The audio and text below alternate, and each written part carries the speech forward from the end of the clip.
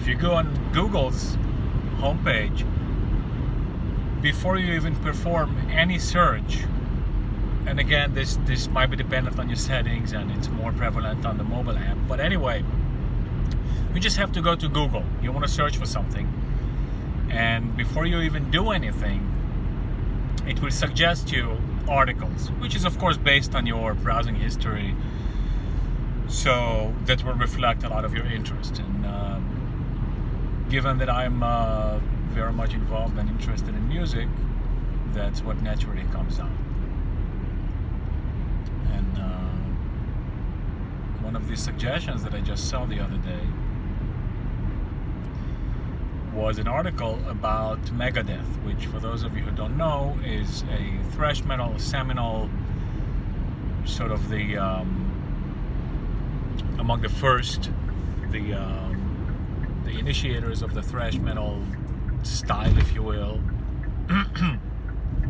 Anyway, among heavy metal fans, it's a very respected band. They sold a lot of records, so quite popular.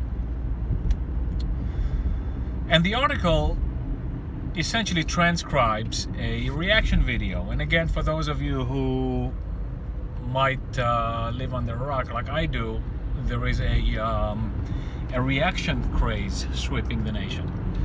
So in other words, people go on YouTube, they take a certain song that's popular, and they say what they think about it.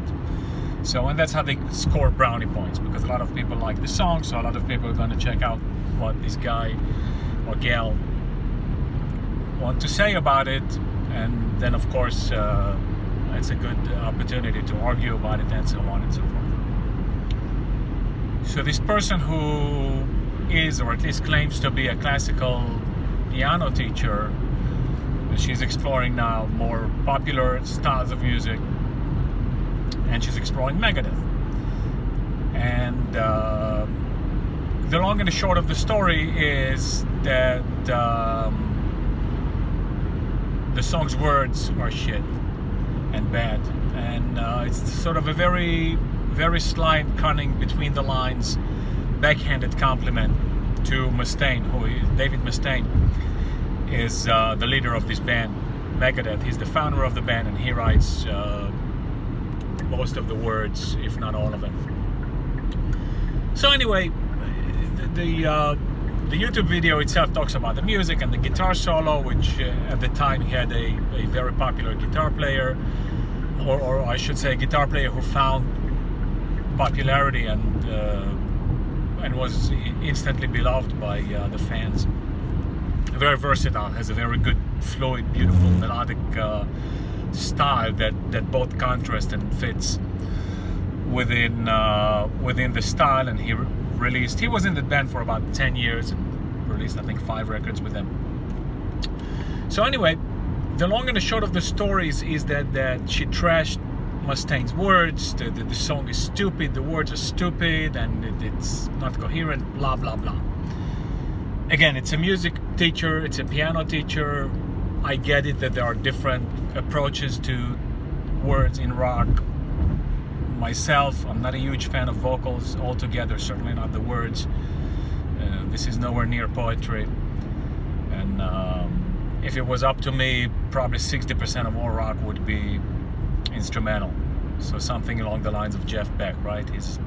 You could say that Jeff Beck is approximately, throughout his career, you could say it's about 70-30, so 70 no words, 30 with words, I think.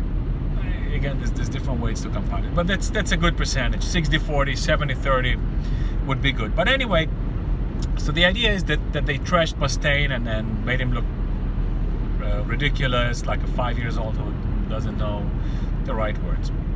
Okay, fine. On the face of it, what do you want? You're interested in music in general, and you have a certain interest in this kind of music as well.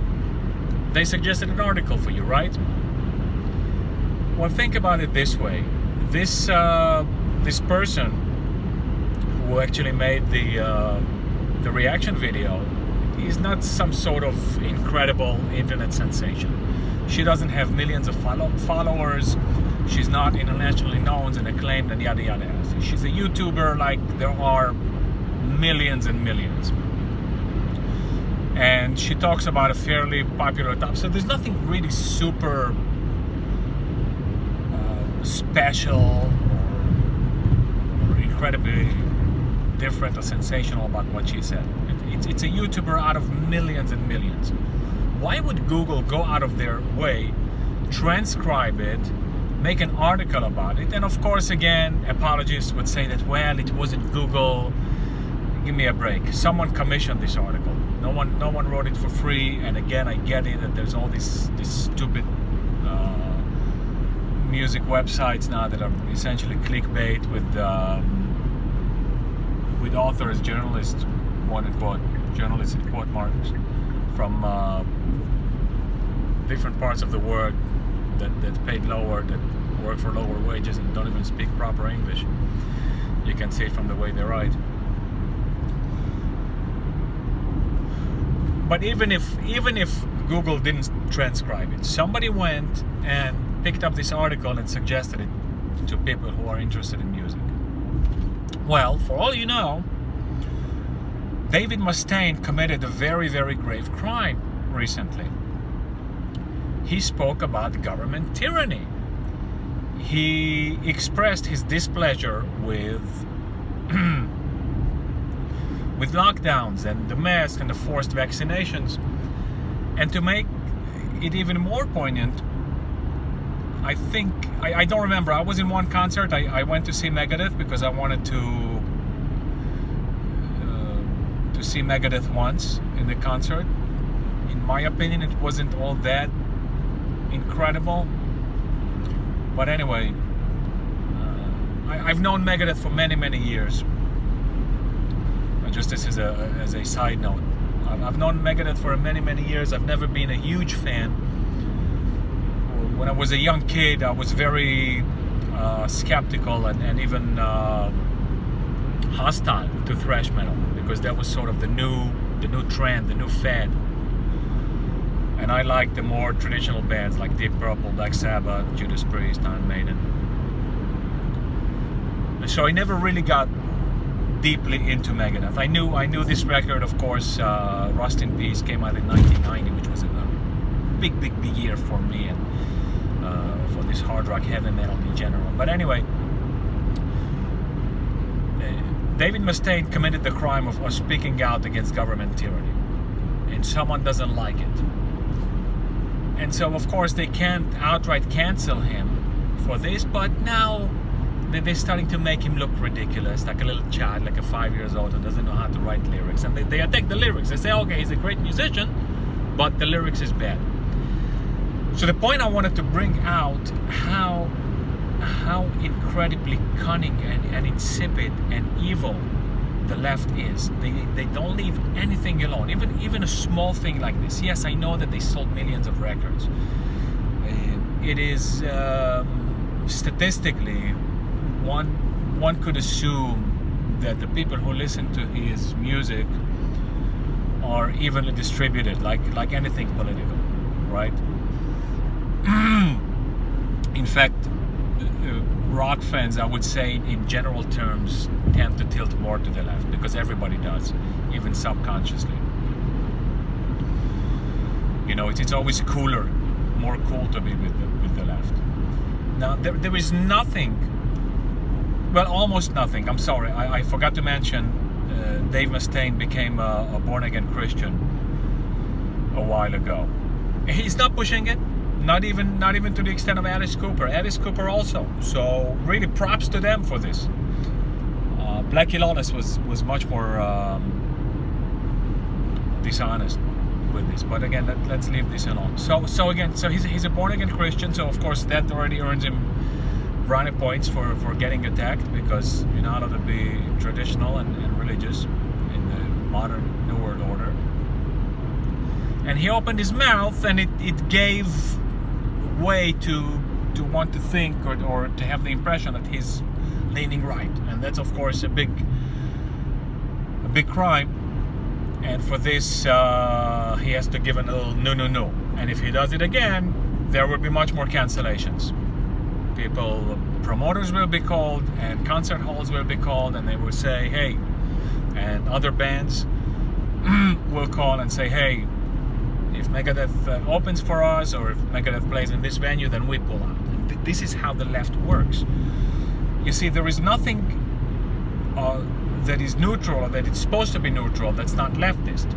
The National Geographic became 100% a tool for left-wing propaganda. Same thing with popular mechanics, popular science, everything. On the right, you don't see this. Even things that are typically associated with the right. Firearms magazine, you see there's almost zero politics in there. And the politics that's there focuses solely on the Second Amendment. They don't go into other things. They try to shy away and to stay away from the words left and right and Democrat and Republican. They make it as apolitical as possible. Whereas the left is just the opposite. It seeps in. They stick it in everywhere, all the time. Not just the opinion journals, not just the pseudo-intellectual journals, the little subsidiaries or little estuaries, if you will, of the New York Times, the Atlantic, all of these rags, the HuffPost, and so on and so forth, the pseudo-intellectual garbage.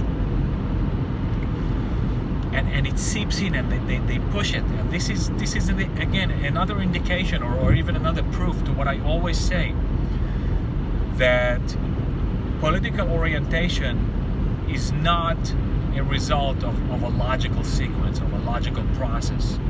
It's more due to a personality. If you're willing to be corrupt, if you're willing to give up your integrity, if you're willing to lie, if you're willing to conform, if you're willing to be like everybody else and to say things just because it feels good and it appeases the mob, the majority, it makes you look better, then you tend to be a leftist. If it's the opposite, if you're willing to use your brain and to use your integrity and to not lie, to make yourself more comfortable, then you're on the right. And this is just another example. Is that they dig deep into